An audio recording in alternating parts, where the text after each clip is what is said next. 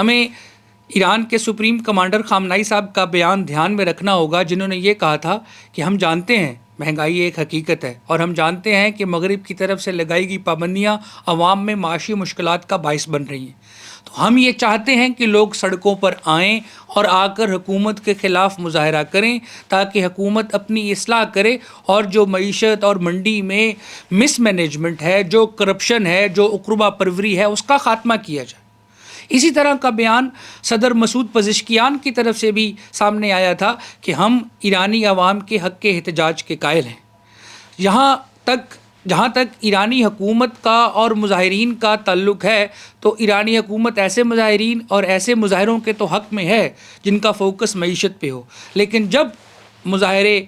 معیشت سے ہٹ کر حکومت اور انقلاب کے خاتمے کی طرف تبدیل ہوئے اور ان کے نعرے مہنگائی اور معاشی پابندیوں کی بجائے بادشاہت کی بحالی اور نظام کے خاتمے کے ہونے لگے، اور ان مظاہروں کے دوران پرتشدد واقعات بھی پھوٹنے لگے، تو ظاہر ہے ایک قسم کی فساد کی کیفیت پیدا ہوئی۔ اور اس سارے فساد کے دوران جب امریکہ کی طرف سے یہ کہا گیا کہ اگر ان فسادیوں کو روکنے کے لیے یا ان مظاہرین کو روکنے کے لیے، جو بھی آپ ان کو نام دیں، ایرانی حکومت نے سخت ہاتھ استعمال کیا، تو ہم ایران کے اوپر ایک جنگ مسلط کر دیں گے۔ میرا خیال ہے حالیہ مظاہرے ایرانی حکومت کے لیے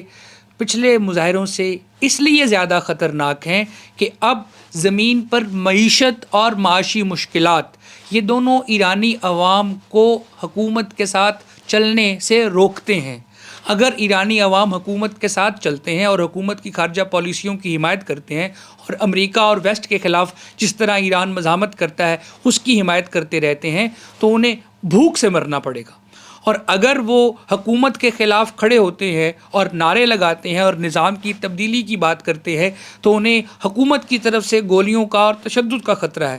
لیکن اگر وہ چپ کر کے بیٹھ جاتے ہیں اور کچھ نہیں کرتے، تو شاید ان کے لیے معاشی بہتری کے امکانات نہ ہوں، اور یوں ایک ایسا ٹریپ پیدا ہو جاتا ہے کہ جس میں مظاہرے نہ کرنے کی صورت میں آپ بھوکوں مریں گے، مظاہرے کرنے کی صورت میں آپ ایران کی سرکار کی فوج کی گولیوں سے مارے جائیں گے، اور اگر اس طرح کا فساد ہوتا ہے تو امریکہ اور اسرائیل بھی اوپر حملہ آور ہو جائیں گے۔ تو یوں ایک پیچیدہ صورتحال ہے۔ اس صورتحال سے ایرانی معاشرہ کیسے نکلے گا یا ایرانی حکومت کیسے نکلے گی، یہ ایک بہت بڑا سوال ہے۔ اور تیسرا سب سے بڑا سوال تو یہ ہے کہ کیا اس ساری صورتحال کے پیش نظر امریکہ ایران پر حملہ کر گزرے گا؟ اس کا جواب شاید صدر ٹرمپ کے علاوہ اور کوئی نہیں دے سکتا۔